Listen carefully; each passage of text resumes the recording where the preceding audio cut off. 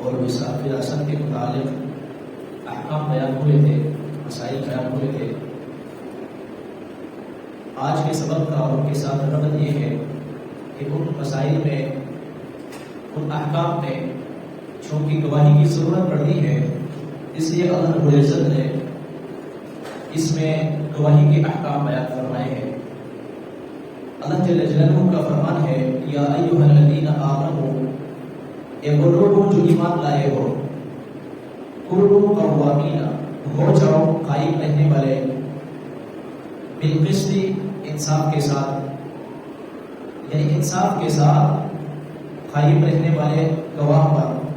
مطلب یہ ہے کہ جب تمہیں گواہی کی ضرورت پڑے تو پھر انصاف کے ساتھ، عدل کے ساتھ گواہی دو، اس لیے کہ گواہی دینا یہ اللہ تبارک و تعالیٰ کا حکم ہے۔ اور جب بھی گواہی دو تو یہ سوچو کہ یہ گواہی میں نے اللہ تبارک و تعالیٰ کے حکم کو پورا کرنا ہے، اور پھر گواہی انصاف کے ساتھ دو، عدل کے ساتھ دو۔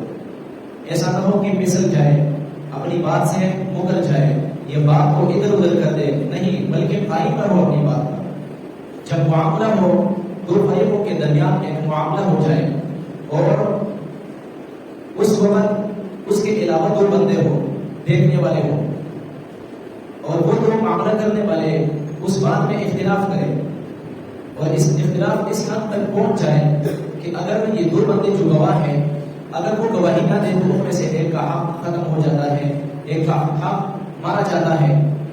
تو اگر یہ دو بندے گواہی نہیں دیں گے تو پھر کیا ہوگا؟ یہ شخص گنہگار ہے، اللہ جل جلالہ کی طرف سے ان کے اوپر واجب ہے کہ یہ گواہی دے، اللہ تبارک و تعالیٰ کا حکم ہے۔ اگر گواہی نہیں دیں گے، شہداء للہ، گواہی دو کس کے لیے؟ اللہ تبارک و تعالیٰ کے لیے۔ گواہی دینے میں بالکل سستی نہ کریں، ہاں، اس میں کسی کا لحاظ بھی نہ رکھیں۔ وَلَوْ عَلَىٰ أَنفُسِكُمْ، اگرچہ وہ گواہی تمہارے اپنے نفس کے خلاف کیوں نہ ہو۔ نفس کے خلاف کا مطلب یہ ہے کہ اپنی غلطی ہے تو تسلیم کرے کہ یہ میری غلطی ہے۔ اس زمانے میں تو بہت مشکل سے ایسا بندہ پایا جاتا ہے کہ بندہ اپنی غلطی تسلیم کر لے اور دوسرے کو حق دے دے، بہت مشکل ہے۔ خیر القرون میں، پہلے زمانے میں بہت ساری مثالیں ملتی ہیں۔ رسول اللہ صلی اللہ علیہ وسلم نے اپنے صحابہ پر ایسی محنت فرمائی، ان کا ایمان اس حد تک پہنچایا کہ وہ اگر غلطی خود سے ہو جاتی وہ رسول اللہ صلی اللہ علیہ وسلم کے پاس چل کر آتے، جیسے کہ حضرت غامدی رضی اللہ تعالی عنہ کا واقعہ مشہور ہے کہ گناہ سرزد ہو گیا، زنا ہو گیا، وہ عورت، وہ خاتون، وہ صحابیہ رسول اللہ صلی اللہ علیہ وسلم کے پاس تشریف لائی، عرض کیا، یا رسول اللہ، مجھ سے گناہ سرزد ہو گیا ہے، مجھ سے گناہ کا ارتکاب ہوا ہے، مجھے پاک کیجیے۔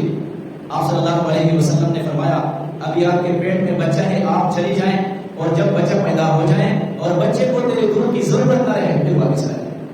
اب دیکھو، وہ عورت چلی جاتی ہے، نہ اس کا نام لکھا جاتا ہے، نہ پتہ نوٹ کیا جاتا ہے، نہ ایڈریس لکھا جاتا ہے، نہ کسی کی، نہ اس عورت کی شخصی ضمانت لی جاتی ہے، نہ مالی ضمانت لی جاتی ہے، عورت چلی جاتی ہے۔ اس لیے رسول اللہ صلی اللہ علیہ وسلم کو معلوم تھا کہ ابھی جیسے ہی آئی ہے یہی چیز دوبارہ اس کو لے کر آئے گی، اور پھر ہوا بھی ایسے کہ کچھ وقت کے بعد، کچھ عرصے کے بعد، 2-2.5 سال کے بعد وہ عورت دوبارہ بارگاہ رسالت صلی اللہ علیہ وسلم میں حاضر ہوئی، بچہ گود میں ہے، اور بچے کے ہاتھ میں روٹی کا ٹکڑا ہے، جو اس بات کی طرف اشارہ ہے کہ اب اس بچے کو میرے دودھ کی ضرورت نہیں رہی۔ آپ صلی اللہ علیہ وسلم کے بارگاہ میں جب حاضر ہوئی اور اپنے آپ کو پیش کیا، رسول اللہ صلی اللہ علیہ وسلم نے وہ بچہ لے کر ایک صحابی کے حوالے کیا اور پھر حکم جاری کیا کہ ان کو سنسار کر دیا جائے۔ اگر یہ عورت اس وقت اپنی بات کو چھپاتی یا نہ جاتی رسول اللہ کے صلی اللہ علیہ وسلم کی خدمت اقدس میں، تو معاملہ رفع دفع ہو جاتا، آخرت کی طرف بات چلی جاتی، دنیا میں معاملہ ختم ہو جاتا، لیکن اندر ایک ڈر تھا، ان کو ایک غم تھا، ایک فکر تھی کہ ابھی تو معاملہ رفع دفع ہو جائے گا، لیکن کل قیامت کے دن کہ جب اولین بھی آخرین بھی ساری مخلوقات اکٹھی ہو، جب وہ اس وقت رب ذوالجلال سب کے سامنے اعلان فرمائیں گے تو پھر میرا کیا حال ہوگا۔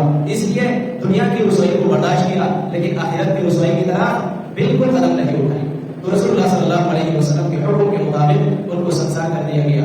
اور رسول اللہ صلی اللہ علیہ وسلم نے ان کی وفات کے بعد ان کا جنازہ خود پڑھایا۔ حضرت عمر رضی اللہ تعالی عنہ سامنے آئے، جلیل القدر صحابی تھے، کسی یعنی ایسی دوسری بات مطلب جو شریعت کے خلاف ہو وہ بالکل گوارا نہیں کر سکتے تھے. جیسے سامنے آئے عرض کیا یا رسول اللہ آپ تصلی علیہا وقد زنت، یا رسول اللہ آپ ایسی عورت پر جنازہ پڑھاتے ہیں جو جس نے زنا کیا ہے. رسول اللہ صلی اللہ علیہ وسلم نے فرمایا اے عمر سنو، یہ ایسی عورت ہے جس نے ایسی توبہ کی ہے کہ اگر اس کی توبہ پورے مدینے والوں پر تقسیم کیا جائے تو سب کی مغفرت ہو جائے. دیکھو اب اس عورت کو کس نے مجبور کیا تھا؟ جو بار بار رسول اللہ صلی اللہ علیہ وسلم کے خدمت اقدس میں حاضر ہوتی تھی.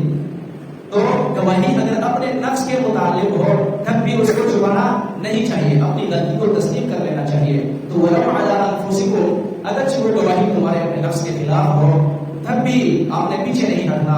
وَبِالْوَالِدَيْنِ وَالْأَقْرَبِينَ، اسی طرح اگر گواہی تمہارے والدین کے خلاف ہو، ایک طرف آپ کے والدین ہیں، ایک طرف حق کی بات ہے، اللہ جل جلالہ کے لیے گواہی ہے، تو آپ نے والدین کو پیچھے کرنا ہے، اللہ کی بات کو سامنے کرنا ہے. اللہ جل جلالہ کے لیے حق کی بات آپ نے کرنی ہے، حق کی گواہی دینی ہے. وَالْأَقْرَبِينَ، اسی طرح اگر تمہارے رشتہ دار ہو، قریبی رشتہ دار ہو، تب بھی آپ نے گواہی دینی ہے ہر حال میں، اس لیے کہ اللہ تبارک و تعالیٰ قریبی رشتہ داروں سے زیادہ قریب ہے.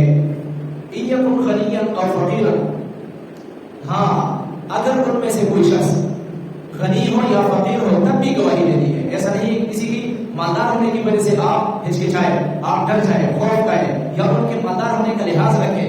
نہیں، ہر لحاظ میں آپ نے گواہی دینی ہے. وہ چاہے جس نے مرتبے کا لائق ہو، وہ مالدار ہو یا وہ نیک ہو یا جس حالت میں بھی ہو، آپ نے گواہی دینی ہے.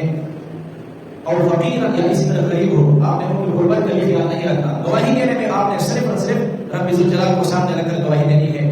فاللہ اولیٰ بہما، اس لیے کہ ان دونوں سے اللہ رب العزت زیادہ اولیٰ ہے، زیادہ بہتر ہے، اس لیے اللہ کو دیکھ کر آپ نے گواہی دینی ہے.